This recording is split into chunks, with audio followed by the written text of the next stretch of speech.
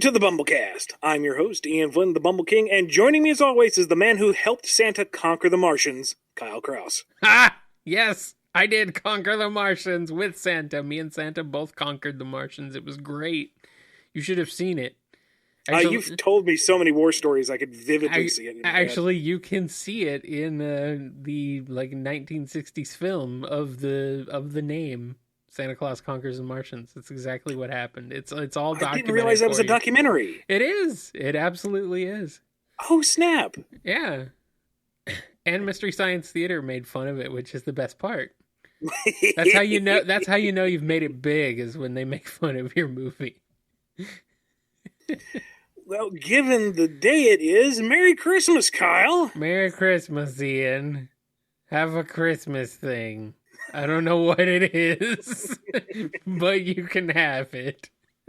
Well, the gift we have is a wonderful interview in a little bit, but before we get there, let's just check in on what's going on. What do you got up your stocking at the moment? Oh, man. I wish I had something really cool to talk about, but I am just like, this month has been tiring. It's been exhausting. And I'm sure you're right there with me. I think it's been one heck of a busy month. So, but I'm hanging in there. You know, it's tough, but I'm hanging in there. I guess I could talk about the new season of Agents of S.H.I.E.L.D. real quick. Yeah. I don't know if you follow Agents of S.H.I.E.L.D. at all, Ian. No, I really haven't had the opportunity to watch it. Well, would Agents of S.H.I.E.L.D. in space be of interest to you? Would it get you interested? Coulson's Merry Adventures is something I would watch regardless. It's just I got through halfway season 1, fell off the bandwagon, and the bandwagon just kept on booking it down the street. It's like, whee! Yeah, well, once you get past season 1, the end of season 1 starts getting pretty good. Season 2 kind of loses steam a little bit, but kind of picks up here and there. Season 3 is pretty solid, and then by season 4, everything, I think it really took, I'm surprised it took 4 seasons for everything to really click into place with the show, but season 4 was really strong, so. And so far, season 5 has also been really good, so. Agents of S.H.I.E.L.D. in space is pretty awesome. I will try to find it. I'm hoping that Ghost Rider returns, because he was pretty awesome in the last season. And this is Robbie Ray as Ghost Rider. So he drives a Dodge Challenger. And so that's pretty awesome. I like that. I'm trying to think what else is... I don't know. It's just a really solid season so far. I don't want to spoil it too much. But I don't know. It's just after season 4 kind of split the team apart, and season 5 kind of brings them back together and gives them something to do. So I guess that's really all I can say about it. They're in space, and there's a little bit more of a twist to that. They're not just in space. There's also something else going on, but I won't spoil that. I'll keep it very vague, but I will say it's very good so far.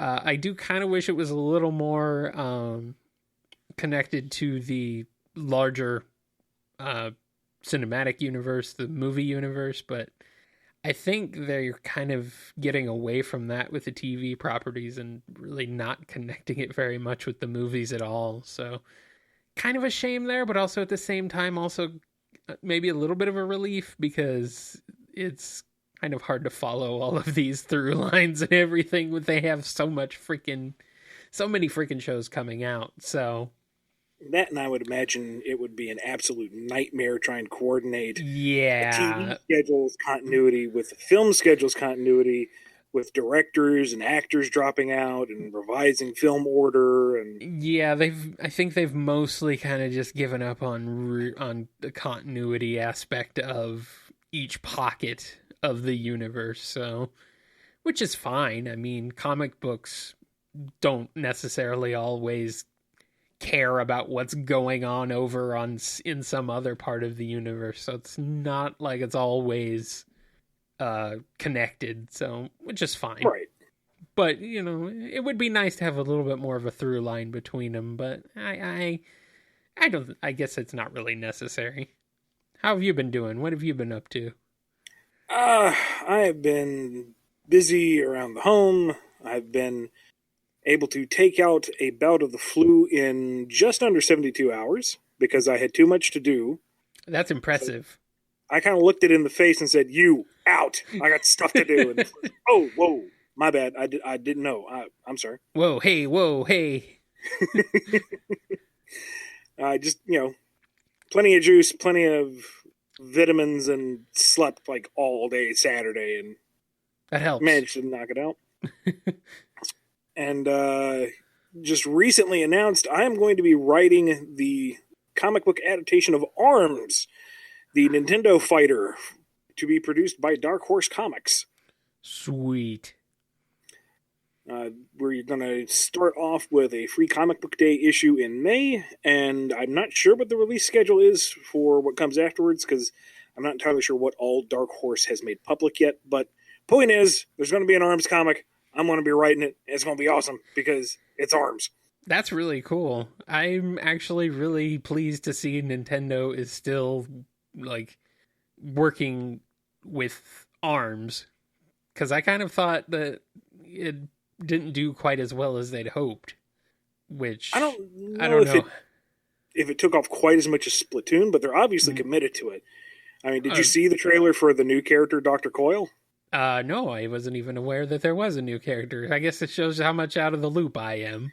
They've been adding new stages and new characters every few months for the whole year. So they've added new modes. They've added new content, like little promotional buttons that kind of show off what you've managed to achieve in the game. I don't have any because I'm terrible at it, but that's not the point. The point is they keep adding more and more stuff and expanding upon the lore. And I'm really excited because some of this lore is not really out there yet, but we're going to be able to delve into it with the comic because it's a better format for that kind of storytelling. Oh, of course, yeah. So if you've had questions about the Arms world, get ready because we got some answers. And then hopefully more questions so you can keep the story going because that's how these things work. The world of Arms, as Nintendo has crafted it, is so full of possibilities. There's no issue of finding stories to tell. There's something about like both Arms and Splatoon to me that are like they seem to really be, I guess, birds of a feather in the like plot wise, and I don't know, maybe it's just the style of both of them. I don't know what it is. There seems to be something about them that's maybe it's just Nintendo. It's just that's just how Nintendo is. They've really crafted. I think it's more that both of these worlds in just such bright, a way, colorful, lively, exactly, exciting worlds to be in. Exactly, yeah. I think that's really it. So, yeah, I'm definitely looking forward to that. Is this your first work you've done with Dark Horse? Yes, it will be my first forte into the Dark Horse universe. Sweet. Or publishing, I should say. They don't really have like a universe, but... Oh, come on. It's the Dark Horse universe. They've got a universe. It's everything they make. That's their universe. But yeah, hopefully this will be the beginning of lots of good stuff because they're good people. Yeah, I like Dark Horse a lot, really. They do some excellent stuff, so I'm glad to see you working with them. Now then, I think it's time we move on to the BumbleRaffle. A BumbleRaffle? Now, normally on the show, the BumbleRaffle is where some lucky listener wins a prize. Now, if you are a patron, you're automatically entered into that drawing. And if you're not a patron, you can just write in at BumbleKast@yahoo.com for every episode you want a chance at. Everyone has the same chance. It's just the patrons are the ones who always get entered in. Indeed. But it's Christmas. So Santa Kyle has a special BumbleRaffle to all our patrons. That's right. This week's winner is...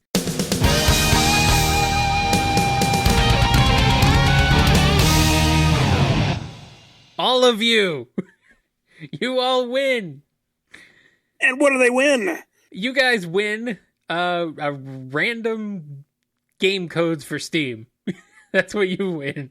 Or I will make this caveat: if you do not have Steam or you're unwilling to use Steam, but you have a PlayStation 3, when I contact you, let me know, and I can also substitute in a PS3 code.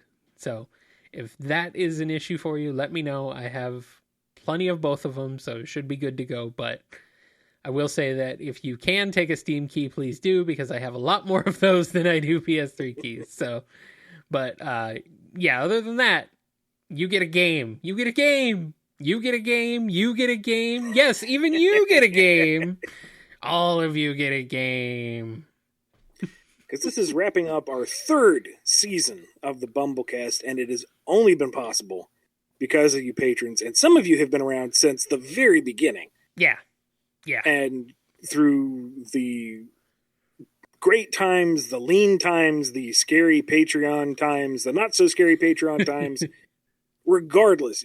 I mean, this is a fun fact. When Patreon was announced they were going to shift the pay model, and a number of folks saw a huge drop-off in their dollar supporters, we expected some kind of change because, you guys have your budgets. Sure. And we're not going to demand you keep up with it if it's inconvenient for you. We just appreciate anything you can do. We didn't lose a single patron during that tumultuous, 2-3 weeks, maybe a month? Yeah, no, it was a couple weeks. Didn't take too long for everything to go down. But yeah, I mean, we didn't lose anybody, which is great. We don't exactly have a huge pull of patrons, but even still, the ones that did stay, which was all of you, we're very grateful for and thankful. It's quality over quantity. We have some great people. Absolutely. And those of you who just joined to hear this episode, because we had a small flood of new patrons, you all are in great company. Welcome to the BumbleKast. And boy, did you time that right, because guess what? You get a prize! Hey! Merry Christmas. Happy holidays. Or just happy Monday. Now give us some time because it is the holidays, so it's going to be a bit nuts getting all that organized. But yeah, we'll work it out. Now the other thing is next week I have a new comic coming out by Archie Comics called Cosmo. Cosmo! And to hype that up, we have a very special guest. And now we move on to the real reason you're here. That man that you've come to love and adore over the past 10 years. My brother from the Sonic comic trenches. You know him. You love him. Mr. Tracy Yardley. Well, thanks for the intro there, Ian. I'm sure they came for other stuff just besides me. I mean, who could not want to listen to you talk? But they've been yes, doing it for 3 seasons. It's kind of old hat at this point. Yeah, that's the first time I've ever been here. Amazing, after all this time. I know. I've been meaning to get you on the show for a long time, and just things have not worked out. But we got some exciting stuff to talk about. But for the handful of people that are listening to the show that don't know who you are, enlighten them. Tell them what makes Tracy Yardley so wonderful, so captivating as an individual. All one person. Yeah. I don't know. That's a good question. For anybody who doesn't know who I am, as Ian already mentioned, I worked with him on Sonic the Hedgehog for about 10 or 11 years. I think we did probably about, 40 or 50 various issues on the regular book and probably about 80 issues on Sonic Universe. And we did a few issues of Sonic X together. So that was a thing. Yep. So, well over 100 issues together on various Sonic books. And I also did 2 graphic novels for Tokyo Pop back in, I think it was 06 and 08, a book called Riding Shotgun. It was never really quite finished. So the company kind of fell apart, but they're sort of back in business today. So who knows? Maybe it'll see a final volume 3 someday, although I wouldn't keep my fingers crossed or hold my breath. So I'd like to read it. Yeah. Last year, in the meantime, this last year I've been, last couple of years I've been working on a independent project that will probably eventually see publication somewhere called Galaxy Man and Cosmic Girl. It's a spin-off book of Hero Cats of Stellar City, which is a bi-monthly book that comes out from Action Lab Entertainment. But I don't know if Galaxy Man and Cosmic Girl will be published through them or where or when. But someday it'll come out, and when it does, I'll let everybody know about it. It was fun to work on, and who knows? Maybe it'll become something someday. So other than that, I'm a self-employed independent contractor cartoonist. That's what I've been doing professionally for these past 11 years, and I work at home. I have 5 children. 3 of them are grown up and off at college and stuff. And I got 2 younger boys still at home. And that alone is a full-time job. So it's a miracle I ever get any work done. I'm already behind on Cosmo. And I need to get moving on that fast. Well, we will be getting into the wonderful world of Cosmo in just a minute. But these are the kind of questions that we always get at trade shows and conventions and wherever we go. Did you take any formal training to become the connoisseur of comic art that you are? Yeah, absolutely. And I'll try to give you a condensed spiel that I give to younger kids when they ask me about that at comic conventions. Yeah, I did. I went to the Savannah College of Art and Design in Savannah, Georgia. I graduated in 2001. Seems like forever ago now. Yes, I would recommend to most young people looking to do comics or art in general to go to art school, but I also will say that you don't need to have a degree to do this job at all. Nobody cares in the comic book industry if you have a degree. It's pretty much meaningless. But it's nice to have. You can go on to maybe get a master's and teach someday if you have a bachelor's degree. But art school is a great way to learn in a focused environment, that would be difficult to do on your own. Meeting new people, learning new techniques and stuff that you might not have thought of by yourself, using their expensive equipment, and just learning to be a better, different person, meeting new people that you wouldn't meet if you just hung around in your hometown after you get out of high school and stuff. Most of the things that I learned in college were just about life and, how to be a decent person to other people. And, so I always recommend college to my kids and to anybody I meet, any young person, that they should go out there and experience life. But yeah, art school is great. Don't worry about getting a degree if you want to do comics. Networking is a huge, huge thing. It's just like almost any other industry. It's very much about who you know, as much as what you know. A friend of mine, Nate Bowden, who worked with me on the Writing Shotgun books, and he's done various other things with Oni Press and stuff. We worked on a comic book together. I worked at a gas station for about 2 years during the day, and I went home and sat up all night drawing comic books. And we went to comic book conventions and sold them there. And it wasn't about making money. It was just about getting out there and showing people that we were serious about the business. And that, we had 3 black and white issues, 24 pages each, of our book called Nate and Steve, which is fun action adventure title. It was just kind of goofy, lighthearted stuff. But it was concrete, solid proof that we knew how to draw comics and write them, and we were serious about it. So anytime that we wanted to talk to an editor or some other artist about it, we could hand them a physical book and say, "Look, here's our stuff. This is what we did." Nowadays with the internet, it's a little easier. You can, of course, Facebook and Twitter and all that stuff, and you can build any kind of free website. That stuff really wasn't so prevalent back in the early 2000s when we got our start. But nowadays, it's really easy. But I'd still recommend, producing at least one full comic book, if you can. If you have an idea, don't be married to it. It's not necessarily going to be the thing that you do, but, it might not ever make you a dime. But if it's something that you can use and prove to show you're serious about it, you'll have it ready. And then when you network with those other kids at college, I knew, name drop here, I knew Sophie Campbell. We were really good friends, lived in the same dorm and stuff there at SCAD. And when she got her first book with Tokyo Pop back then, she told her editor to say, look at what these guys are doing. They're good. And that's what gave us our shot with Writing Shotgun. And then there's a fellow that I knew from SCAD called Marlon Shoup. He's the one that gave me the Mike Pellerito's name and number. He saw what I was doing with Writing Shotgun, and he saw some Sonic doodles in my sketchbook at a convention. He's like, "Oh, I know Mike Pellerito. He's looking for new artists at the time." That was when they were developing Sonic X, and Mike had just been given the reins as the editor on Sonic. So he brought, of course, Ian and I on at the same exact time, and we debuted together on Sonic 160. And I also did Sonic X issues 5 and 6, which I think were the first ones that saw publication. And of course the rest is history there. So definitely to anyone wanting to get into the comic book business, I don't know if this was something you were going to ask earlier, but I've already given you the spiel. So, yeah, you can tell we've done this a few times. Yeah, exactly. Work ahead. Do the work. All you young people out there, do the work.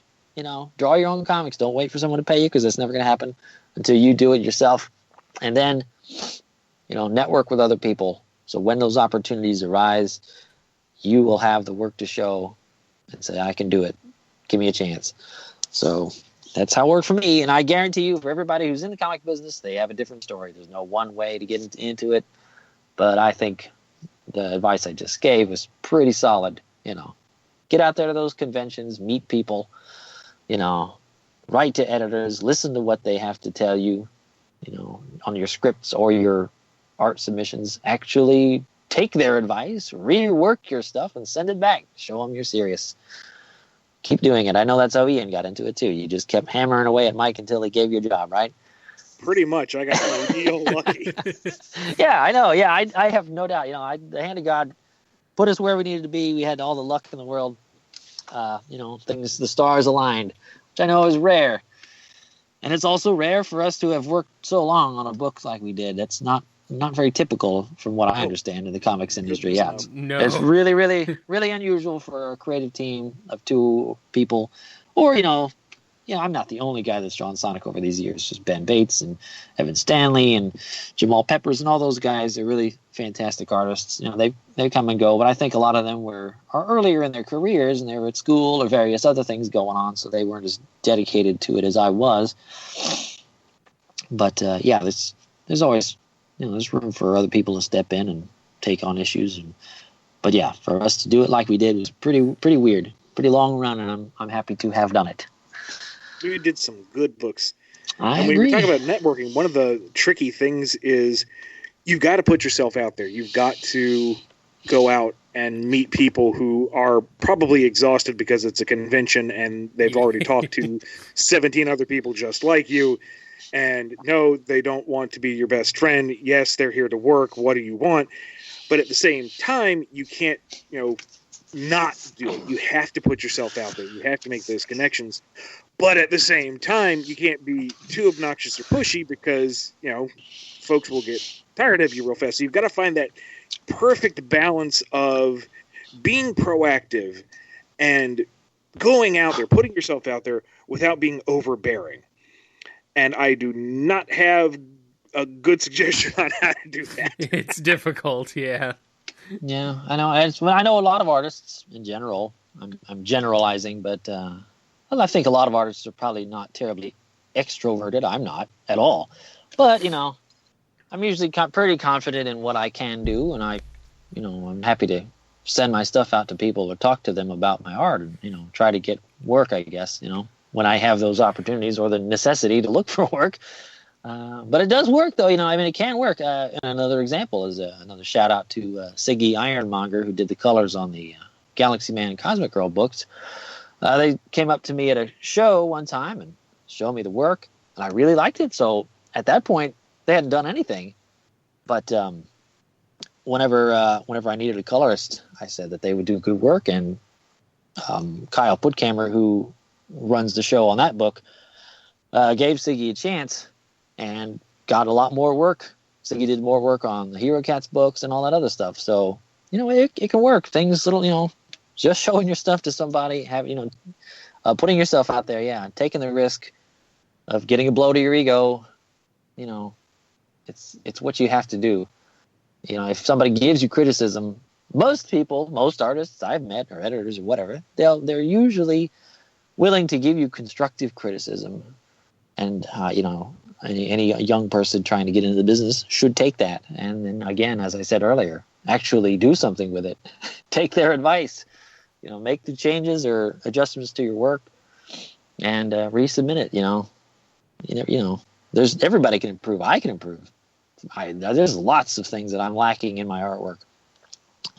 Those things are just the parts that I didn't really need for Sonic. That's why Sonic worked so well for me, because I don't have a lot of realistic superhero human anatomy or things like that. That's really one of my weakest parts. But I like to draw robots and I like to draw buildings and cars and cartoon animals and cartoon people. I'm fine with that stuff. I'm not great at super realistic artwork. And if I were to, want to do that more professionally, I would have to really bone up on my work there in that area. So, there's nothing wrong with somebody telling you that something is lacking. Everybody is lacking in some areas, and it just takes work and practice, even if it's years of it. And I know the first story that you drew was "See You Later, Chow," which was a little two-parter. You compare that to what you did for 250, and it's like night and day. Yeah, I mean, it's still Tracy, but you can tell how much you came, just from those humble beginnings. Humble? How dare you not? No, I'm kidding. But you're right. No, that's really funny too, because that "See You Later, Chow" story, I think they ran that in like 223 and 24 something. It was they ran it right before the big reboot because they wanted to use it somewhere. And it was you could tell a stark difference between what I had done at the very beginning and what I was doing at the time. Yeah, things evolve. Definitely, my art has definitely evolved over time. Like I said, I was out to complete the point I was making earlier. Everybody has room for improvement. I'm not the best artist in the world by any means, but what I am and what has kept me in business is I'm pretty reliable usually. I don't sweat every panel.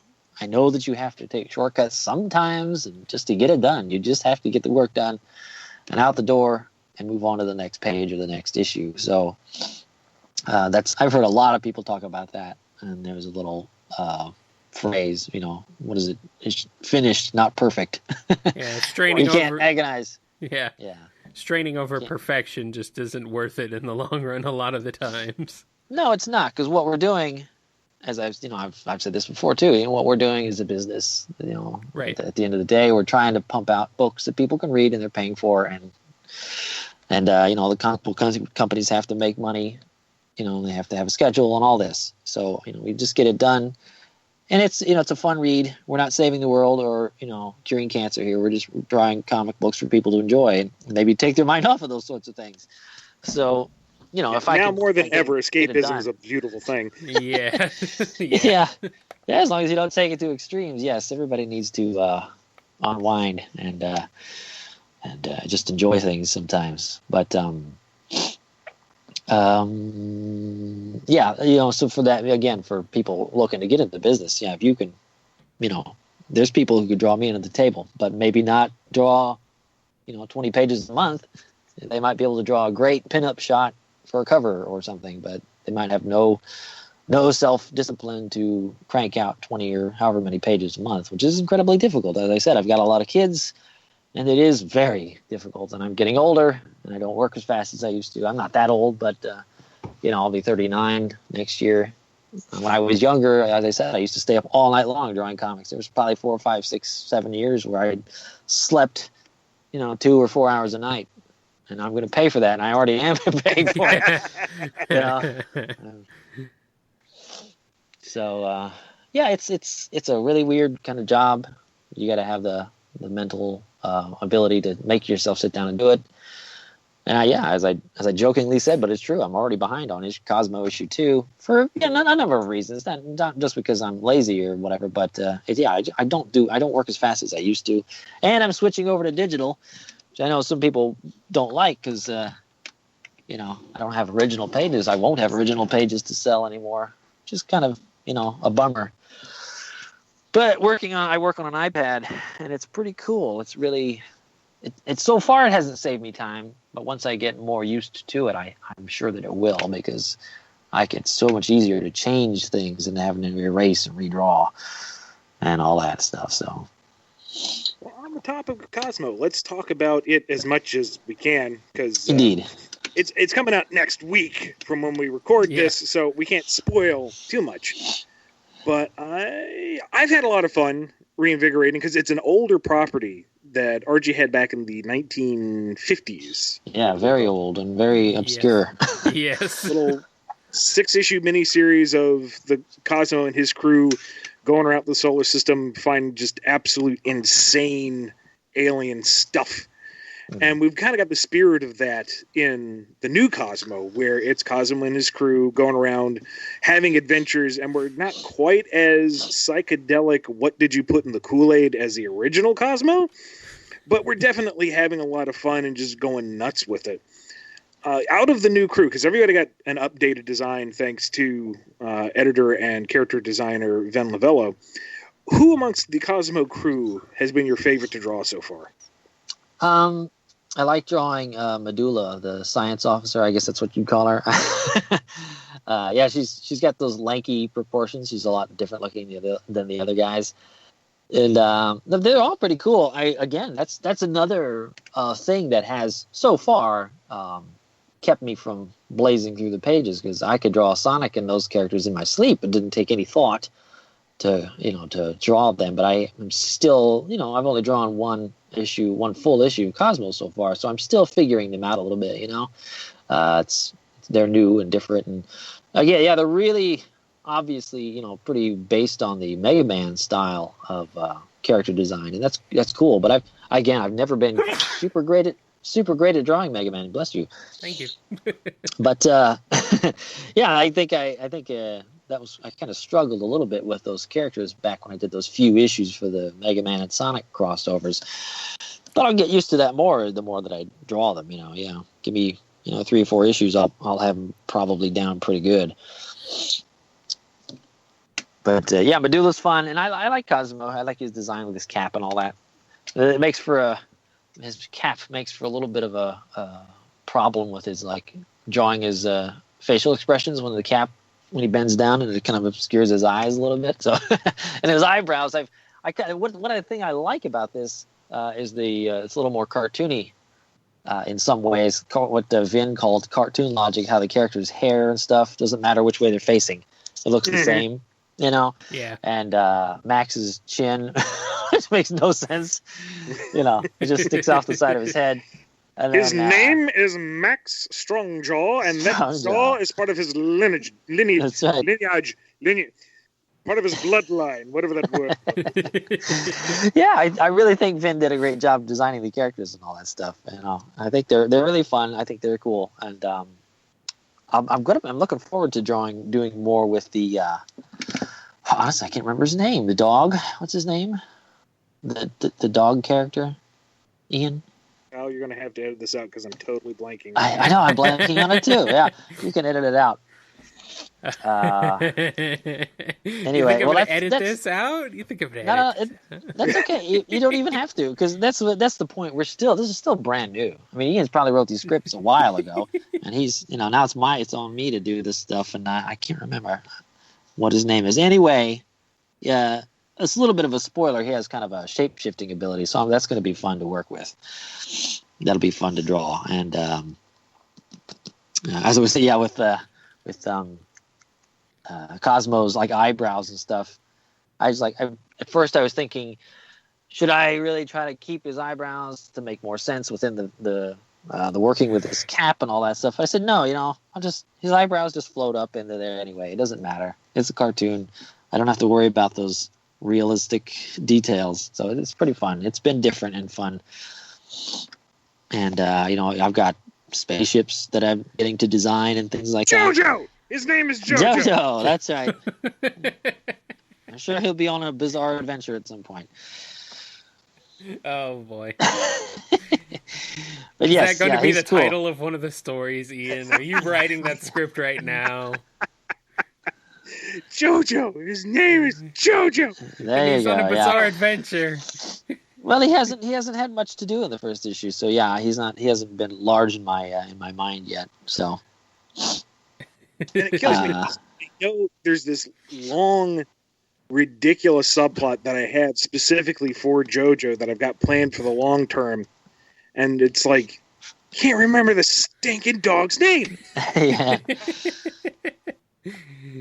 Well, I mean, what have you written? 4 issues so far with him. The Sonic characters you've known for, 20 years. Let's see if we can get this to become be forgiven. Tag on Twitter. After you listen to this, hashtag his name is JoJo. That's right. There you go. Get it tattooed on my forehead. Good night. Sorry. Hey, I couldn't remember it either, so don't the feel ship bad. designs you did are absolutely fantastic. Well, thank you. I Because appreciate that. my notes were spaceship. Yeah. Yeah, that's the part I like about doing comics. It's fun to design buildings and spaceships. The downside is I didn't have a lot of time to do it, so I hope they're all serviceable. I think everything's looking pretty good so far. The main ship, and I'm not going to name it because it's one of the first gags in the book. Oh, yeah. I'm kind of proud of it. It's stupid, but I like that joke, so I'm keeping that one under wraps. But the design you did for Cosmo's ship is spectacular. I love the look of that thing. Well, which one? The bigger one or the smaller one? Well, both of them, but the bigger one especially, because when it makes its grand entrance, which I'm pretty sure you can see in the preview pages that have been released. Yeah, it should be, yes. It's like on page 1, so... Come to think of it, I think the joke might be in the preview pages. But if you haven't seen them yet, I'm not going to spoil it for you. If you're avoiding the previews, I will let you see it yourself when it comes out on the date that I have not memorized, early January. It's July, not July. Yeah, January 3rd, I believe, is when the book will be in comic shops. Yes. Excellent. January 3rd. And then on January 6th, here's a little plug for myself and for Richard Morgan, who's a good friend of mine. I've been to his shop for Free Comic Book Day many times. In Greenville, South Carolina, he commissioned me to do an exclusive store variant for his store. So he has I think it was 250 copies of a unique variant cover that I did for his store that'll be available there. And I'll be at his shop on January 6th in Greenville, South Carolina at Richard's Comics and Collectibles. Anybody in the area wants to come down and get a book autographed, that'd be fantastic. I'd be happy to do it because I will be there. Plug over. All right, Cosmo. I'm looking at the previews page right now. Cosmo ship looks awesome. That is it was fun. That is a great design. Yeah, I like that stuff. I threw a little bit of just a little bit of Star Trek stuff in there, some kind of anime looking spaceship stuff in there, and my own weird, clunky, mechanical design stuff that I do. So it's a bit of a hodgepodge. Thing looks like it's got some horsepower to it. Yeah, it's kind of a retro-esque design, which is fitting for Cosmo being the legacy character that he is. I guess would be the term for it. I suppose. Yeah, I didn't want it to be too cool, or I didn't want it to be like too that he's been around for years. Slick. So it's like the 50s, Yeah, it's kind of that spaceship design. It's cool. Yeah, I didn't want it to be like just a saucer. Sure. Or I didn't want it to be too close to like the Starship Enterprise or something like that. Spaceships are difficult, Everything's been done. You get the spaceship, the Yamato, which is a big boat, or who knows what. So yeah, I just did some clunky, weird thing. Threw a lot of stuff into it. Now, before we go too long, folks who are listening, they're big fans of what we've done. They're big fans of the Sonic brand of the past and all that jazz. What about Cosmo is worth jumping on board for, in your mind? Knowing our fans as you do, what is it about Cosmo that's going to entertain them as much as all of our work in the past? Well, of course, the art is similar in tone. It's pretty. Of course, because of the art team, we got Matt on the colors and you got me doing the stuff, and I think the character designs are fun. They're not really anthropomorphic animals, but they're cartoony and accessible to a wide range of viewers, readers. I think your story here is really lighthearted and fun. So it's something that anybody could read, or they could read with their kids or whatever. So I think there's a wide range of audience that would enjoy the book. It's got some good gags in there, and don't think there's a tremendous amount of action in this first issue, but I know there will be in the next few. So yeah, buddy. Yeah, so if you like the Sonic style action, I think that's going to be there's a lot of that sort of they'll have the same feeling in this book, and I think if we get to do this book long term, I'm pretty sure that you have kind of an overarching, larger story planned out. with some higher stakes, action adventure things. Am I correct in that assumption? I cannot confirm or deny that I've already got 2 years plotted out. Indeed, yeah, but I don't want to spoil anything either. But as I can see from the some of the character designs of some not so nice individuals that they'll be running into later, it seems like there'll be some pretty fun stuff coming up. Yeah, once the primary antagonist shows up, you'll be able to tell that I've been plotting away. Oh, the plans that I have, especially for the dog. The dog. I can't remember. What is his name again? Running gag, people, make it happen. Indeed.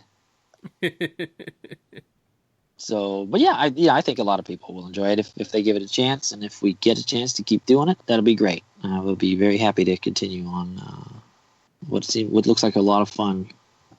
And I think folks are going to absolutely adore it, especially because we've teamed up yet again to produce what I hope is going to be a fantastic book. Indeed, I hope so too. I can tell already that it. Not to keep patting ourselves on the back, but I think the quality that we're producing is good. And I think as long as people pick it up, I think they'll enjoy it. All right, Tracy, hang on the line. We're going to move on to the Q&A portion of our show, but we'll come back to you in just a minute. Sure thing. Moving on to the ad portion of the show. If you would like your own ad on the BumbleKast, head on over to patreon.com/BumbleKast and buy yourself a slot. Today's ad comes from our good friend Daniel H., and he says, I think we all know the name Jennifer Hernandez. She's one of the best artists who have graced the Sonic comics, and I can only hope she graces many more. It's tough to be being a freelance artist, boy is it ever. But there is a way we can help. Ko-Fi, or Coffee. Coffee. Coffee, yeah, well, of course. Let's roust some brother and sisterhood and help this gifted artist begin to her coffee page. Everyone have a Merry Christmas and a Happy Holiday. You can contribute to Jennifer's coffee page at ko-fi.com/chibijenhen. We'll have a link in the YouTube description. Indeed. And if you're a fan of Sonic comics, you know Jennifer's work. It's beautiful. It's glorious. So yes, a worthy cause. All right, are we ready to move on into the Q&A, Ian? We are. If you want your question answered on the show, be sure to write us at BumbleKast@yahoo.com, on Twitter at IanFlynnBKC or at KyleJCRB with the hashtag BumbleKast. You have to use the hashtag, please. Comment in any of the YouTube videos or anywhere on the Patreon page. Indeed. All right. Let's get into the priority Q&A. Only 2 this episode, since we only had 2 in the hopper, so here we go. First one comes from Chris A. Are any of your characters from Archie Sonic coming to IDW Sonic? Meaning the ones that I created? I think that might be what he's referring to. I think that's a safer question than the one I'm usually getting, but yeah. I'm going to say no. This is a new Sonic book. It's a new direction, new publisher, new. Everything is new. It's all new. Except Sonic will be in it, I assume. Yeah, he's fairly prominent. Wouldn't that be weird, though, if it was a Sonic comic, but Sonic was not in it? That would be very strange. Schrodinger's hedgehog. I could see that, though. I don't know how, but I can see a Sonic comic with no Sonic in it. I think it's called Sonic Universe. Touche. Yeah, you got me there. Except he was in some of the stories at least, but he took more of a back seat most of the time. I don't know. I wasn't originally thinking of Sonic Universe, and then I realized, oh yeah, I think it's just called Sonic Universe. It seems obvious now. Yeah, I know. Next question comes from Eric F. Any word yet on if there will be a Sonic Boom 3? Not that I have heard, but that doesn't mean anything. If there is a season 3, it will be announced in the proper channels at the proper time, but I don't know. I haven't written anything for it yet. Hopefully that changes. What about the game, Sonic Boom, the game 3? Or is there already a third game and I'm just forgetting? There's 2 3DS games and 1 Wii game. So okay, so there's 3 Wii U game. Wii U game, yeah. So there's 3 games. We kind of try to ignore the existence of the third game, or the first game, though. So maybe the Wii U game. So maybe that's what he's referring to. He's referring to Sonic Boom 3 as in the one that's ignoring the Wii U one. Yeah, sure. If that's how you want to read it. Sure. Anyway, I think the answer is still the same regardless. All right, let's move on into the standard Q&A. This first one comes from Matthew T. He's asking a question about the Mighty Crusaders. My question is, who is Alex Tyler / Fireball's parents, and what is the situation with them? I know you did mention in a previous interview that he moved in with his Uncle Ted to get his life back on track, but when the others were bringing up relatives to possibly stay after Brain Emperor's attack, he doesn't even bother to bring them up. Also, Brain Emperor, can I say that's a really good name? I like that name. I don't know why. He's a pretty scary villain when you get down to what he can do. With a really silly name, but I still love it, even though it's silly. Yeah, the Ben Bates redesign went a long way to make it intimidating, but... Well, sure. I'm sure that's fine, but it's still his name is still funny. Well, sure. As for what was going on with Alex's family, that was something I had planned for the long term. And good on you, Matthew, for picking up that he makes a point of not bringing them up when they're talking about their options after everything goes crazy in Red Circle. So I don't know if we'll ever have a chance to follow up on that down the road. So I don't want to spoil it now and then, a year or two down the road, it's like, hey, remember, it's that thing, you already knew about it. I will say this, though, that as you've already picked up, he didn't bring up his folks. And when he needed to get things straight in his own life, he went to his uncle. So things are not the nicest in the Tyler household. Mm-hmm. Without getting into too fine a detail. He was a bit of a bad boy, and I don't think that's entirely his fault. If we're going in the nature versus nurture, the nurture part was a big part of who he is. Mm-hmm. Without putting too fine a point on it. Now, is this this question pertains to your original run, right? New Crusaders? Right. And that was used as a basis for Mighty Crusaders. So okay. It's kind of a loose continuity between the two, but if you know what happens in New Crusaders, you know basically who these characters are going into Mighty Crusaders. Okay. I was just wondering if those were actually in any way connected. I wasn't sure. There's an untold tale connecting the two. Ooh, is that in that S.H.I.E.L.D. series? No, that's something else altogether. That's different. That's completely off. Yeah, well, S.H.I.E.L.D. is other than the fact you brought that S.H.I.E.L.D. over to this team, right? Yeah, right. There's New Crusaders. There's S.H.I.E.L.D., which is pretty much her origin and who she is. There's Black Hood, which is a longer running series, which is really good. It's very, very gritty noir. Mm-hmm. If nothing else, if you don't read anything else out of Dark Circle, I highly recommend Black Hood. And then Hangman was another miniseries, which was really quirky. I almost want to say Ghost Rider-ish, but that's not really doing it justice. It was a weird, nifty read. Mm-hmm. And then all of that kind of comes together in Mighty Crusaders moving forward. Okay. Loosely. Okay. And our next question comes from Twitter user @RobinMcCormack. Will you try to include some Sonic Boom elements in IDW Sonic? I want to see Styx the Badger and others in it. Maybe and no. Let me do the disappointing one first. No on pretty much all the Boom elements because Sega wants to keep it separate. Mm. There's Sonic and then there's Sonic Boom. Yeah. The two houses, different parts of the street, and never the twain shall meet. It's separate. Styx, however, has proven to be so popular that she has become available to the regular mainline Sonic cast. We first saw that when she was part of that series of little manga that ran on the Sonic Channel. Was it last year or earlier this year? I think it was during the summer. I don't know. Okay. And she got an official profile on Sonic Channel. So Styx is available. But I'd say the rest of the Boom cast, at least for the foreseeable future, is a no-go. They just have to be Sonic Boom. Let's just say that Styx knows how to break. If she knows how to break the fourth wall, then I would say she knows how to break between universes. I think it's fine. She can just go wherever she wants. She's that kind of character. It's just like, whatever. I can just break the universe or the multiverse. It's fine. Nobody will notice. Although that actually could be a plot point. Like, uh-oh.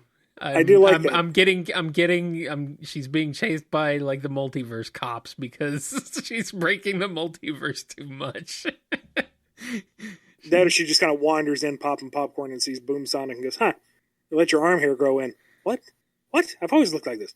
Oh, yeah, okay, I guess just cross universes again. Sorry. Oh,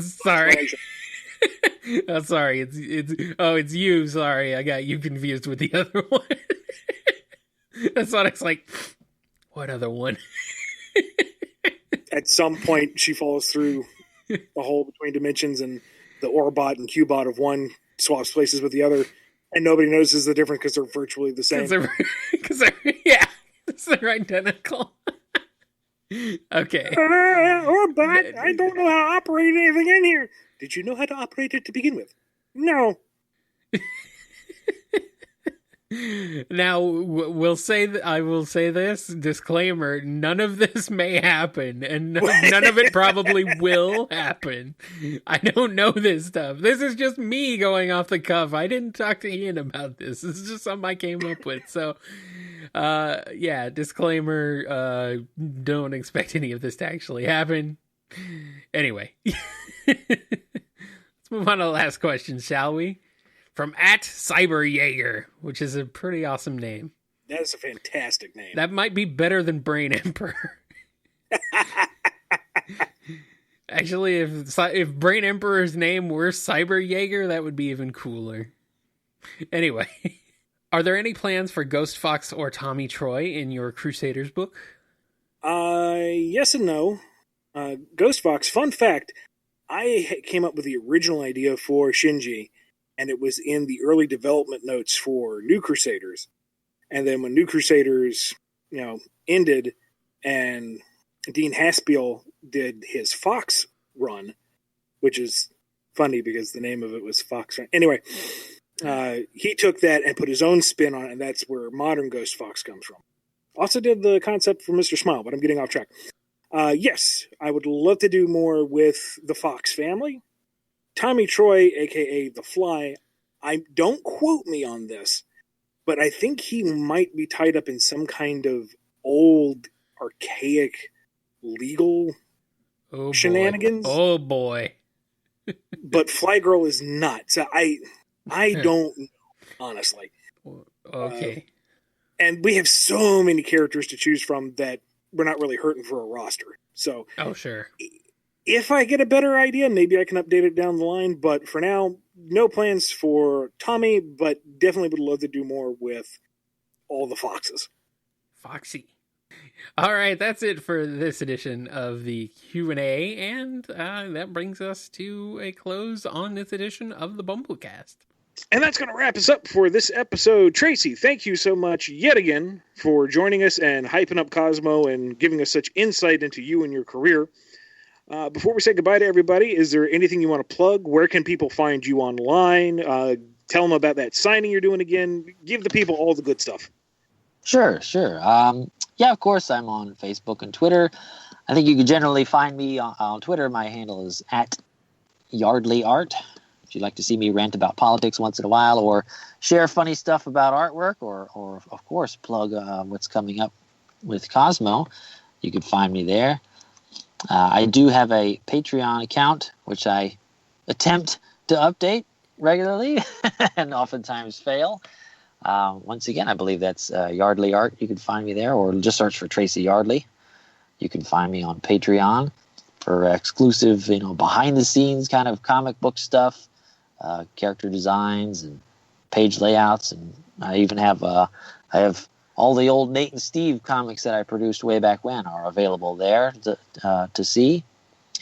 That's all of that online. I do have actually a web store on Shopify. You can go to shopify.com and search for Tracy Yardley. You can find me there, where I have all my old, what's left of them anyway, my old Archie Sonic comic pages are available for sale there. And lastly, as I said before, I will be at Richard's Comics and Collectibles on January 6th, which is in Greenville, South Carolina. There will be an exclusive Cosmo issue #1, exclusive retailer variant cover that you can only get there at Richard's Comics and Collectibles. I'll be there January 6th signing. So come on down and see me there. Get your autograph on your brand new copy of Cosmo #1. Awesome. If you're looking for me, head over to bumbleking.com or find me on Twitter at IanFlynnBKC. And you can follow me on Twitter at KyleJCRB. And you can find archived episodes of the BumbleKast along with many other shows over at kngi.org. That includes my main music show that I do every week, video game music remixes at Nitro Game Injection. So be sure to check that out. Also, don't miss our BumbleKast gaming channel, twitch.tv/BumbleKast Gaming, or on our YouTube channel for all of our archived stuff. Yes, and also don't forget patreon.com/BumbleKast. And finally, we're going to give a big shout out to all the patrons who make this show possible. I've been trying to read them all in one go, but now that we're up to so many, I don't know if I can. Come on, Ian. Let's find out. 1, 2, 3. All right, cool. Well, I guess we're down to 3 patrons. That was fast. We hadn't even finished the show yet. Big thank you to Daniel H., Eric F., Alex P., Zephyr Flame, Chris A., Damo, John B., Sam Cybercat, Mike B., Connell T., Samuel P., Justin G., Jennifer R., David C., Reverend the Light, Diane W., Lisa M., Silly String, Tukaro, Michael Q, Ron DMC, Today's Passenger, Artendi Malik, Scruffy Matt, Lee HK, James G, Chevelle, Dawn B, Sin Fritz, AE Double, Taco El Gato Comics, John M, Yes Savardovich 9X, James K, Bradley P, Overthinking Films, Adam T, and Ron. Oh, good. Ron's still at the end. Excellent. I was waiting for that. His name makes a great cap for the patrons. It does. Thank you, Ron. Thank you. You yes. really do round out the list. And we're not being silly, but we are. But we mean it. We are being silly, but we're not, because it actually is really a good way to be like, and Ron. I know we say that every time, but that changes. We say that, I know, but every time, I know we say that every time, but it's true. It's true. So, yes, that's it.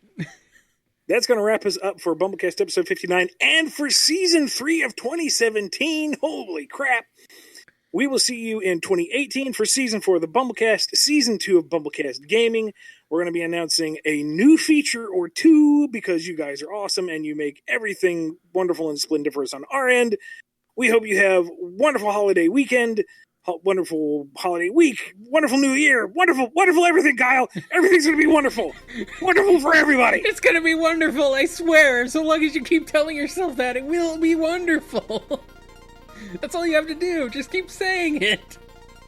Thank you, everyone, and we'll see you next year. Happy holidays, Merry Christmas, Happy New Year, Happy everything else, Happy Monday, Happy BumbleKast.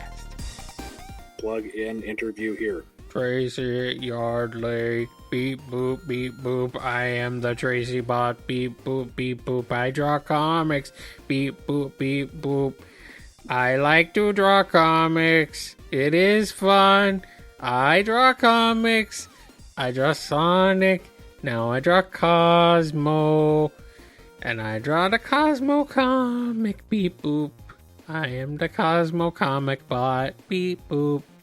Darn thing needs some recalibrating. Hand me my wrench.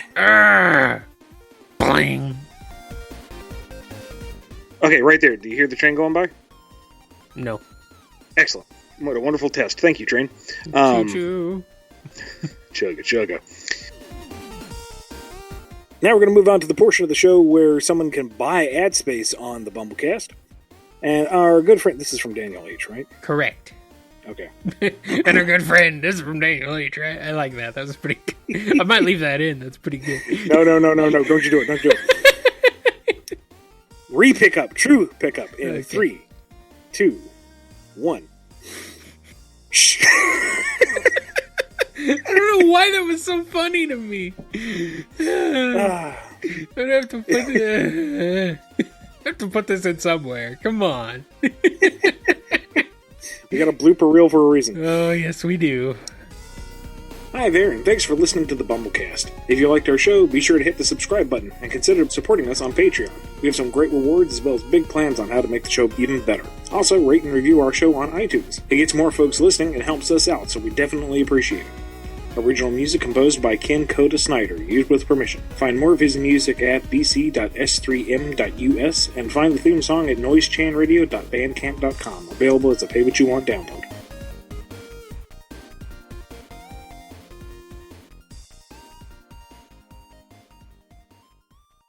BumbleKast is done. Bum bum bum bum bum bum bum. BumbleKast is done. Da da da da da. BumbleKast is done. At least for this season, and we are through. Bum ba da da da. BumbleKast. Well, that went well. Did it really, though? Well, aside from me mangling the obvious joke of coffee. Oh, whatever. I actually completely forgot about that by now. If you've never brought it up again, I would have never even thought about it. Until you edit the show and go, oh yeah, haha. I'd have been like, oh yeah, that was the thing. I don't know. I thought it was like Ko-fi or Ko-fi at first too, until I realized it's like, oh, it's coffee because it's a pun, kind of, and like you're buying the person coffee by supporting them. I get it. I just I know. It does. It looks like Ko-fi or Ko-fi. I'm used to fi when it comes to fi, so I understand. Fee, fi, fo, fum. I demand a thing. A bagel. That sounds pretty good, actually. I could have a bagel. Anyway, I'll stop the recording now, I suppose. I don't know if all this is going in or not. We'll see. Depends on how much you want to mess with it. Well, we'll see. I don't know how much I want to mess with it. I still haven't pushed stop, by the way. I'm actually holding the button down over the stop button. I have not pushed it yet. Let it go. I haven't Let it in.